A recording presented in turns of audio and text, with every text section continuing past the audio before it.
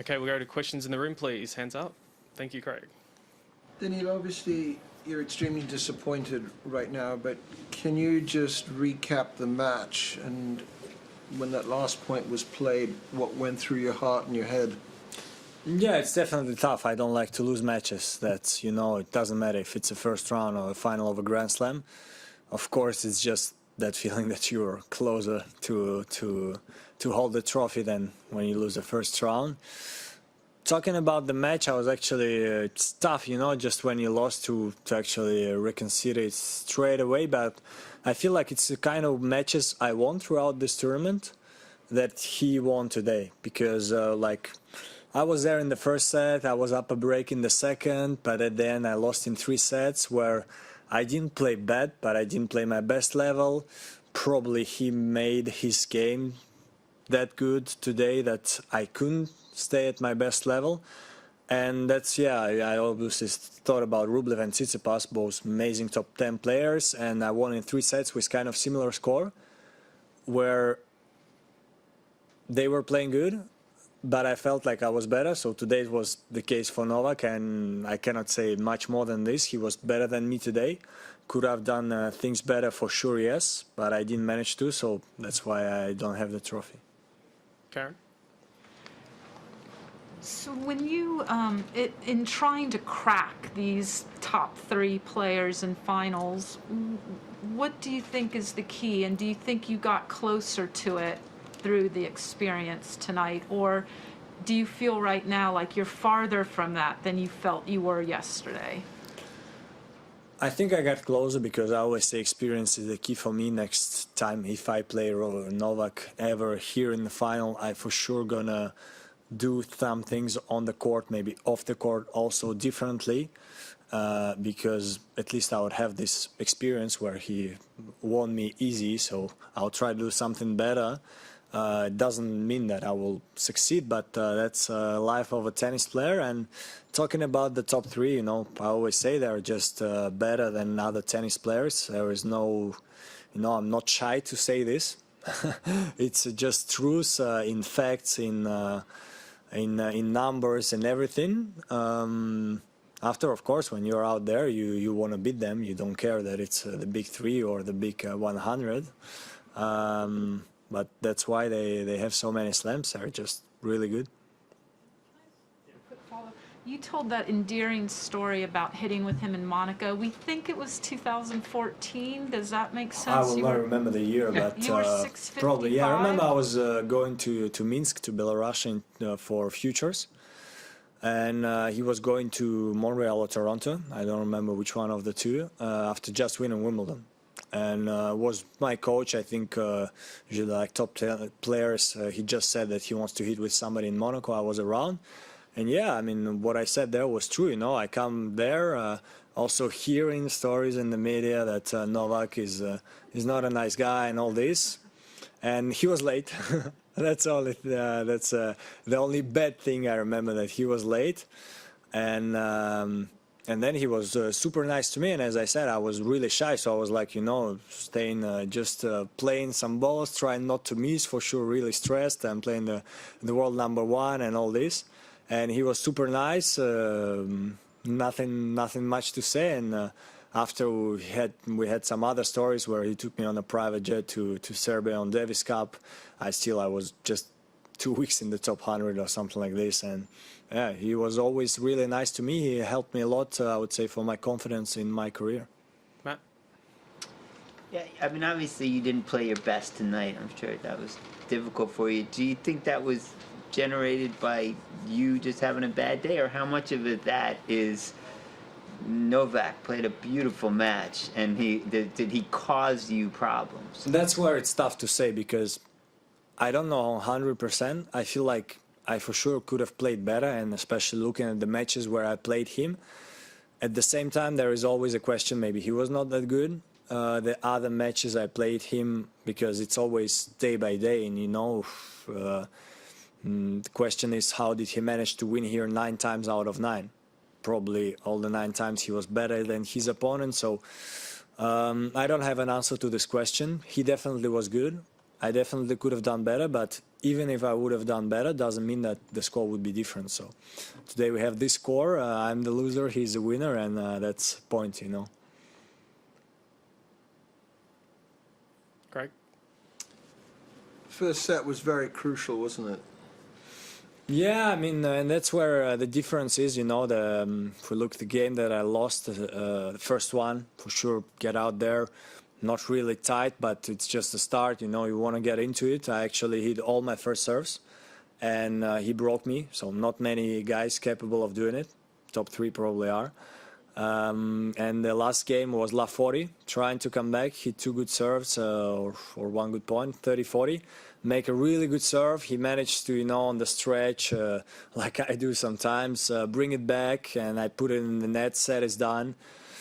That's where he's stronger than many other players on the tour. Aki?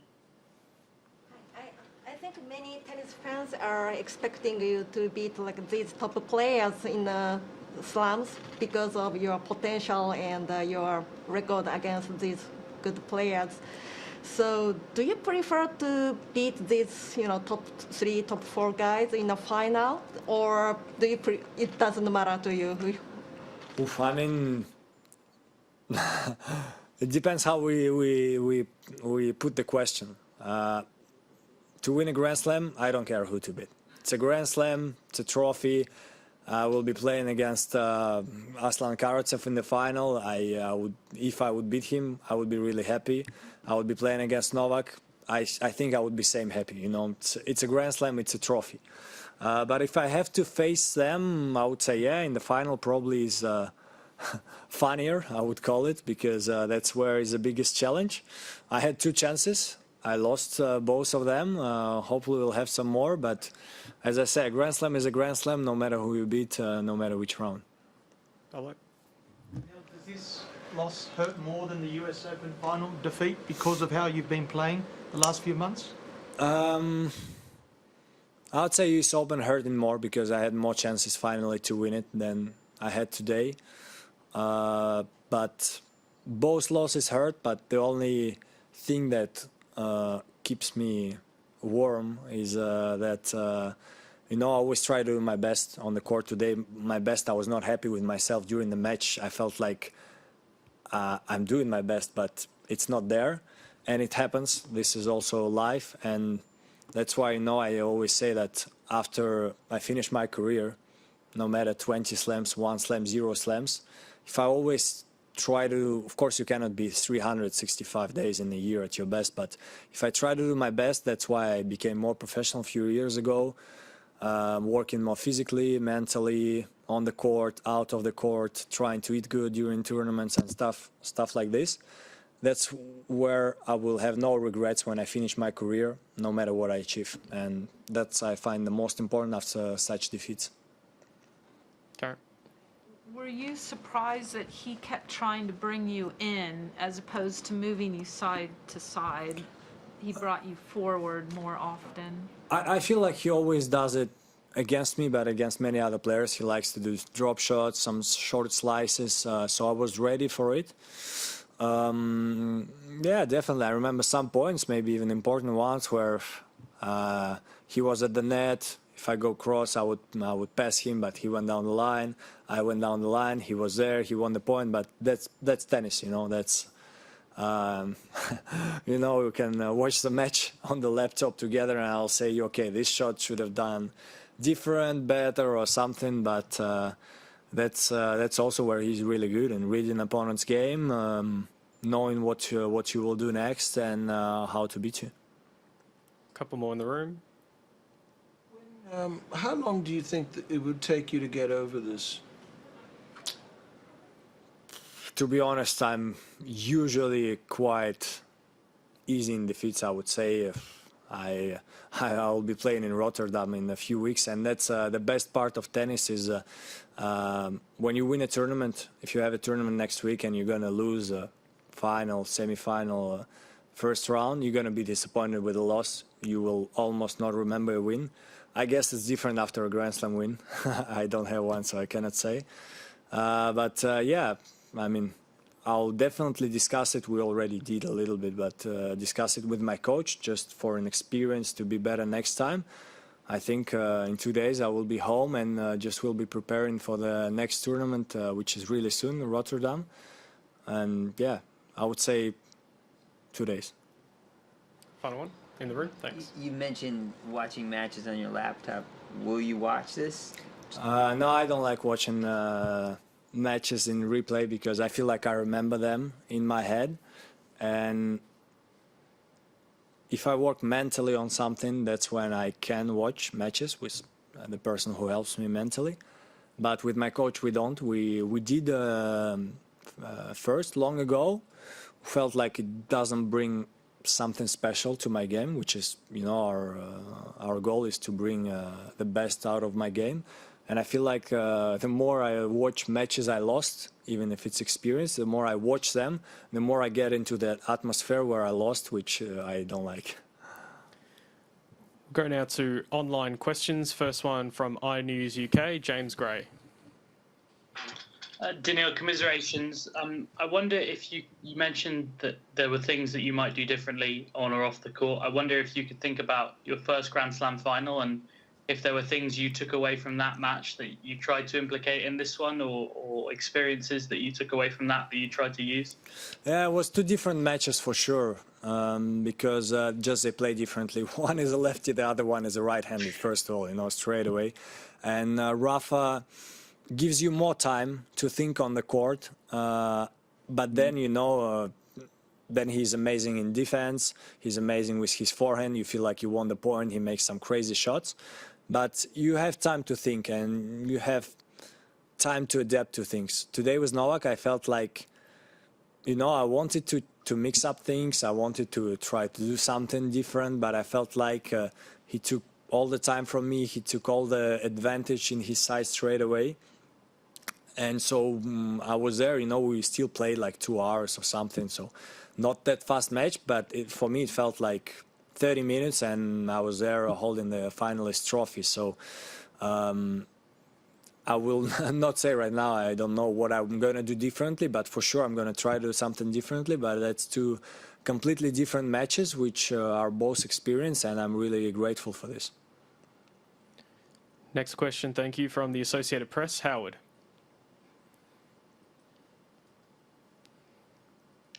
Hi, Daniil. Would you say that Novak's serving seemed different or better to you than when you've played him in the past? Maybe. He was serving really good all the crucial moments. Almost he was serving on the line. I think when I had a second serve to play, I was not that bad. From what I remember, I think I won some points, some even important ones. 2 times I broke him. But his serving was exceptional, and that's where I felt like I could serve a little bit better today. But maybe it also comes because Novak is returning unbelievable, so it always puts pressure on yourself. You try to go for a little bit more, where when you hit aces, you feel like you're in the zone. So that's where tennis is a fun thing. You know, it's always a battle of energies, battle of 2 opponents. But answering your question, his serving was, I think, better than it was before against me. And in terms of playing Novak at this tournament on that court, how would you describe what's unique about what he does here that makes it harder on opponents? To be honest, I don't know. He's probably feeling... I guess he likes the surface because even if the surface, they change it every year a little bit, it's still same brand, I would say, if it's the right word. So probably he feels the atmosphere good here because the balls for sure are flying differently. If it's US Open or Australian Open, I'm not even talking about Roland Garros or Wimbledon because it's different surfaces. So there is something about Melbourne that he likes so much, just talking about his tennis.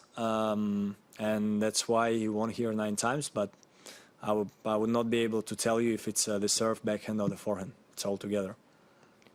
Next question, thank you, George Belshaw. Hi, Daniil. He mentioned in his post-match speech that he thought you were one of the toughest players he's ever faced. I was wondering where you kind of rank him, perhaps compared to, Roger and Rafa. Do you view him as the hardest opponent you've ever faced? I rank him in top 3 hardest opponents that I ever faced. I'm not joking. I mean, played all of them, and it feels like. I think when they want to is not a good word. I'm sure they want to win every tournament also. But when they're in the zone, and I'm not shy to say it, I feel like they're just better tennis players, again, which shows facts and numbers, than the rest of us, if we can call like this. And for sure, when we are also in the zone, we can bring them big fight. We can win some matches, some maybe big titles. But it's just that the percentage is on their side, and yeah, I ranked these top 3 toughest opponents in my life. And to that point, when you say they're in the zone, I mean, before the match, you'd kind of spoken a bit about saying he was going to show, that you young guys aren't quite at their level. Do you think he kind of really came out with that determination today to be like, yeah, I'm still the big boss here? I think for sure it was his determination, but not against the young guys. I think it would be the same if he would be playing Roger or Rafa. I mean, I remember when I lost to him here in 4th round, I watched the final against Rafa, and I think I'm feeling like Rafa this day, tonight. Yeah, he's just playing unbelievable here. For sure, if we can say like this, I guess he's the king of Melbourne, even if I don't like these words. But what else can we say? He won here 9 out of 9 times when he was in the semis. Next question, thank you, from Adrian Media Group, Vuk. Daniil, heartfelt congratulations for a great run in Australia and otherwise. We were very pleased to hear of your special relationship with Novak, and I'm interested in hearing from you, whether do you believe that such current rivals could develop a relationship that could, let's say, assist a successor to such a great champion such as Novak? Do you think that Novak could be some kind of your mentor, perhaps, in a developing relationship? I think that's a better question to him, because for sure, while he's still playing, I'm sure even if, as I said, he helps many guys and with some small advices or even just being, I would say in a way he has the right to be, he's one of the best 3 players in the history of the sport. He has the right to see some 500 ranked sparring and just, not talk to him, not because he's arrogant or something, but just because, well, it's not his business, I live my life, he lives his life. But for sure, while he still plays, I'm sure he's not going to be my mentor or anything, because just imagine I beat him in some final of a Grand Slam, and then he's sitting there and saying, well, why the hell did I teach him this, after his career, I have no idea. I mean, if he can help me with something, I would be really happy, because, again, he's just an unbelievable tennis player. Next question, thank you, from ESPN, Willie. Daniil, you spoke a moment ago about the big 3 and when they're in the zone. Now I'd like to ask you what your thoughts are on, for you, what the meaning is of the history that Novak, Rafa, and Roger have accomplished. Nothing else to say than that they're undoubtedly, I don't think anyone can argue with that, 3 biggest names in tennis history. I'm talking only about results. I'm not talking off court, game. I'm talking about results. What they did in tennis is unbelievable for me. Like I said last time. So again, I'm 25 now. To win 9 Australian Opens, I need to win every year until I'm 34. I mean, I believe in myself, but I don't think I'm able to do it. And same with Rafa. I mean, 13 Grand Slams, 13 Roland Garros is. We're talking about some cyborgs of tennis in a good way. They're just unbelievable. And every time I go out there, when I say this, it's I'm not at all when I'm out there thinking about this, thinking, okay, they're too strong for me. I always want to win. I beat some of them in some big tournaments like London, for example. Just need to be better next time in the Grand Slam finals against these two guys, or Roger. Next question, thank you, from PA Media, Eleanor. Hi, Daniil. We've seen what you can do on hard courts at Grand Slams. Do you feel you can match it, or even go better on clay or grass? And what do you need to do to get to the same level on those surfaces? Yeah, I feel unfortunate that last year there were not grass court season, because that was the first moment where I would be top 10 playing during grass court season. I think my game developed well. I always liked playing on grass. I think I can do some big results there. So we'll be looking forward to this year. Clay, I feel like I can play good. You know, I proved it to myself in Monte Carlo and Barcelona, beating some big names on clay courts in these two tournaments. Just I feel like there are definitely some parts of my game that I should improve on clay. Maybe I will not be able to do it throughout my career. For example, talking about last year, I had only 2 matches to play after tough US Open, after half a year of not playing because of Corona, and I felt like I got the 2 guys that were the most on fire during this exact match against me, only hitting lines and winners. I mean, the goal of this year is to win a match at Roland Garros. That's the biggest goal of the year. Thanks. Thank you. And final question from Times of India, Prajwal.